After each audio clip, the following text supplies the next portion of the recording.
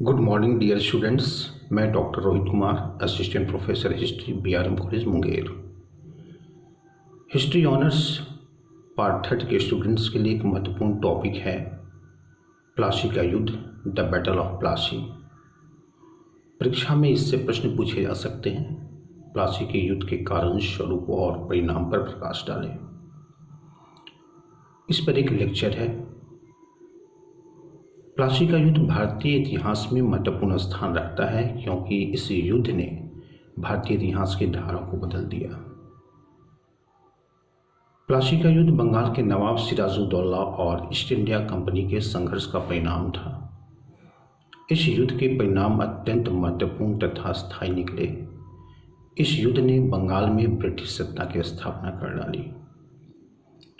बंगाल की तत्कालीन राजनीतिक स्थिति और अंग्रेजी स्वार्थ ने ईस्ट इंडिया कंपनी को बंगाल की राजनीति में हस्तक्षेप करने का अवसर प्रदान किया। औरंगजेब की मृत्यु से उत्पन्न राजनीतिक विशृंखलता का लाभ उठाकर अलीवर्दी खां, जो पहले बिहार का नायब निजाम था, ने अपनी शक्ति और प्रतिष्ठा में पर्याप्त वृद्धि कर ली।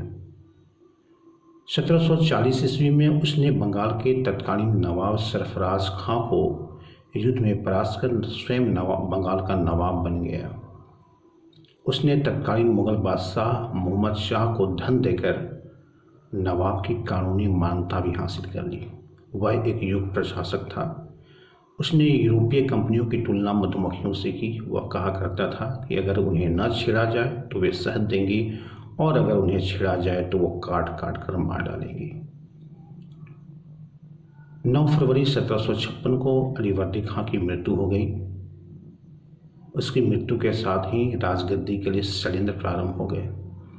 चूँकि अलीवर्दी खां का कोई पुत्र नहीं था, इसलिए उसने अपने जीवन काल में ही अपने सबसे छोटी पुत्री के पुत्र सिराजुद्दौला को बंगाल का नवाब मनोनीत कर दिया था। फलतः नवाब की मृत्यु के बाद सिराजुद्दौला बंगाल का नवाब बना। इसके साथ ही राजगद्दी के लिए षड्यंत्र प्रारंभ हो गए।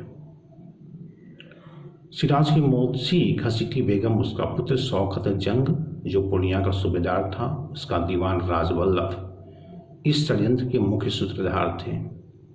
उन्होंने अपने षड्यंत्र में सेनापति मिर्जाफर, बंगाल के 2 अमीर सेठ जगत सेठ तामीचंद को भी शामिल कर लिया।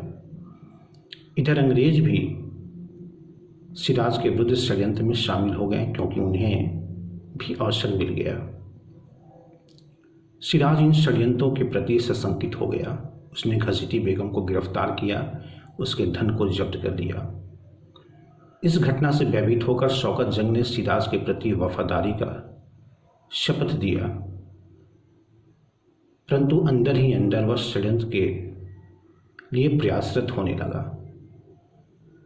उसने मुगल बादशाह को धन देकर नवाब की कानूनी मान्यता प्राप्त कर ली। जब सिराज को यह घटना मालूम चला तो उसने युद्ध में शौकत जंग को परास्त कर उसकी हत्या कर डाली। इधर अंग्रेजों ने भी सिराज के लिए अवरोध उत्पन्न करना शुरू किया। सिराज और अंग्रेजों के संबंध अत्यंत खराब थे क्योंकि सिराज जब नवाब बना तो अंग्रेजों ने उसे नजराना प्रस्तुत नहीं किया। इससे सिराज को दुख पहुंचा था। अंग्रेज सिराज के आदेशों की अवहेलना करते थे। वे अपने सारे काम नवाब के अधिकारियों को घूस देकर करा दिया करते थे। वे नवाब से कोई मतलब नहीं रखते थे। वे नवाब के विरोधियों को भी शरण देते थे। जब सिराज ने उन्हें आदेश दिया कि वे कलकत्ते के किलेबंदी को न करें तो अंग्रेजों ने इसे मानने से इनकार कर दिया। वे दस्तक का दुरुपयोग कर रहे थे। इससे बंगाल के नवाब को आर्थिक घाटा हो रहा था।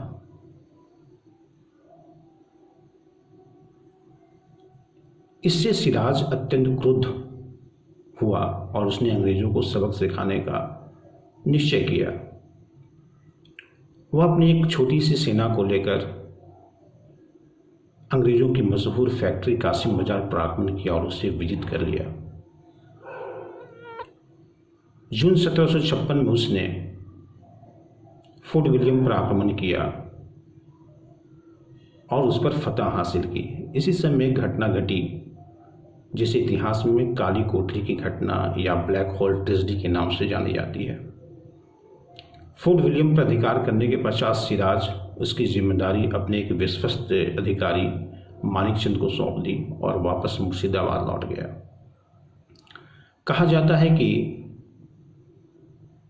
नवाब के अधिकारियों ने 143 अंग्रेज बंदियों को 18 फीट लंबे और 14 फीट 10 इंच चौड़े कमरे में बंद कर दिया और अगले दिन जब इसमें खोला गया तो अत्यंत गर्मी और असह्य यातना के फलस्वरूप सिर्फ 23 व्यक्ति ही जिंदा रहे। इन बचने वालों में भूतपूर्व सर्जन हॉलवेल भी था, जिसने इस घटना को प्रचारित किया।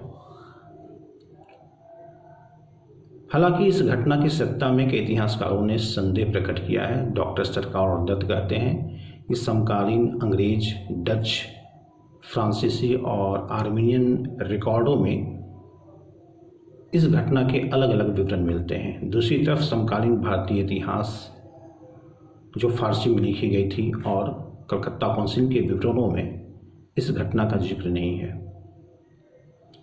परंतु अंग्रेज इस घटना के सत्ता में विश्वास करते हैं और इस घटना को प्रचारित करने में हॉलवेल की भूमिका थी। प्रख्यात इतिहासकार डॉक्टर ईश्वरी प्रसाद का मानना है कि इस घटना की सत्यता नहीं थी, यह अंग्रेजों की प्रतिहिंसात्मक मनोवृत्ति को बढ़ाने के उद्देश्य से गढ़ा गया था। कलकत्ता की पतन की सूचना शीघ्र ही मद्रास पहुंच गई और अंग्रेजों ने क्लाइव और एडमिरल वाटसन के नेतृत्व में एक थल सेना और जल सेना को कलकत्ता की तरफ भेजा। क्लाइव शीघ्र कलकत्ता पहुंचकर फोर्ट विलियम पर अधिकार कर लिया और उसकी सेना आगे बढ़कर काशी मजार पर भी कब्जा कर लिया। इस समय सिराज की स्थिति अत्यंत दयनीय थी। आंतरिक षड्यंत्र, गुटबाजी और अहमद शाह अब्दाली के आक्रमण से उसकी स्थिति नाजुक बनी हुई थी। उसके पास कोई चारा न था। फलतवश संधि करने के लिए विवश हुआ और 9 फरवरी 1757 को सिराज और क्लाइव के बीच में अलीनगर की संधि हुई। इस संधि के शर्तों के अनुसार नवाब को अंग्रेज़ों की सारी फैक्ट्रियां, सामान और बंदियों को छोड़ना पड़ा और भारी मात्रा में युद्ध हर्जाना देना पड़ा। सिराज के लिए यह संधि अत्यंत अपमानजनक और दुखद थी, लेकिन सिराज के पास और कोई चारा नहीं था। अब अंग्रेज सिराज को हटाने के लिए षड्यंत्र करने लगे। उसने सिराज के सेनापति मिर्जाफर, अमीर चंद और जगत सेठ के साथ मिलकर एक योजना बनाई। उन्होंने मिर्जाफर को यह आश्वासन दिया कि सिराज के बाद वह बंगाल का नवाब बनेगा और सिराज और मिर्जाफर ने भी अंग्रेज़ों को आश्वासन दिया कि नवाब बनते ही वह चटगांव, ढाका और कलकत्ते की किलेबंदी का फरमान देगा और 1 करोड़ रुपया की सहायता भी प्रदान करेगा। उसकी सहायता के लिए भेजी गई अंग्रेज़ों की सेना का के व्यय भी वह वहन करेगा। अब अंग्रेज़ों ने सिराज पर यह आरोप लगाना शुरू किया कि वह अलीनगर की संधि की शर्तों का उल्लंघन कर रहा है। क्लाइव एक सेना को लेकर मुर्शिदाबाद की तरफ बढ़ा। सिराज के पास अब कोई चारा न था। वह भी अपनी राजधानी छोड़कर अपनी सेना के साथ आगे बढ़ा। प्लासी के मैदान में दोनों पक्षों की सेनाएं खड़ी हुई। 23 जून 1757 को प्लासी के मैदान में सिराज और क्लाइव के बीच में युद्ध प्रारंभ हुआ। यह युद्ध नाम मात्र का युद्ध था, क्योंकि सिराज की एक बड़ी सेना ने इस युद्ध में हिस्सा न लिया। वह मुख्य दर्शक बनी रही। मिर्जाफर के नेतृत्व में सेना की एक बड़ी टुकड़ी निष्क्रिय पड़ी रही।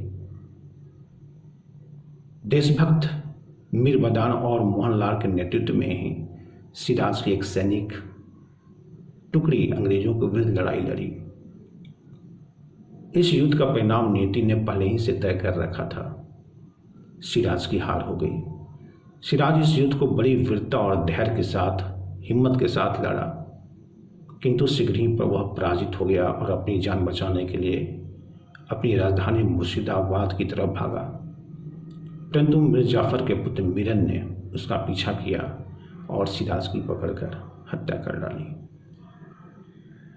अब हम युद्ध के परिणामों की चर्चा करेंगे। प्लासी के युद्ध के परिणाम अत्यंत महत्वपूर्ण निकले। इस युद्ध ने एक व्यापारिक कंपनी को बंगाल की राजशक्ति का स्रोत बना दिया। सैनिक दृष्टि से इस युद्ध का कोई विशेष महत्व नहीं था, क्योंकि यह युद्ध छल, प्रपंच और धोखे से लड़ा गया था। आर्थिक दृष्टि से इस युद्ध का परिणाम यह निकला कि अंग्रेजों ने बंगाल का शोषण प्रारंभ कर दिया, और नैतिक दृष्टि से इस युद्ध का परिणाम यह था कि एक विदेशी व्यापारी कंपनी ने भारत के सबसे धनाढ्य प्रांत के नवाब को हटा दिया, अपमानित कर दिया, और मुगल बादशाह और अन्य चुपचाप देखते रहे। इस युद्ध ने भारतीय सेना की, या दूसरे शब्दों में कहें कि बंगाल की सेना की दुर्बलता को स्पष्ट कर दिया। एडमिरल वाटसन ने इस युद्ध के परिणाम पर ठीक ही लिखा है कि इस युद्ध का परिणाम सिर्फ अंग्रेजों के लिए ही नहीं, अपितु ब्रिटिश साम्राज्य के लिए भी महत्वपूर्ण था, असाधारण था। इस युद्ध के परिणामों पर प्रख्यात इतिहासकार नवीचंद सेन कहते हैं कि इस युद्ध ने बंगाल में ही नहीं, परंतु भारत में अनंत अंधकारमय रात्रि की शुरुआत कर दी। प्लासी के युद्ध ने भारत में ब्रिटिश सत्ता की स्थापना कर डाली, और इस युद्ध के 100 वर्षों के पश्चात अंग्रेजों ने पूरे भारत पर अपना साम्राज्य स्थापित कर दिया। Thank you very much.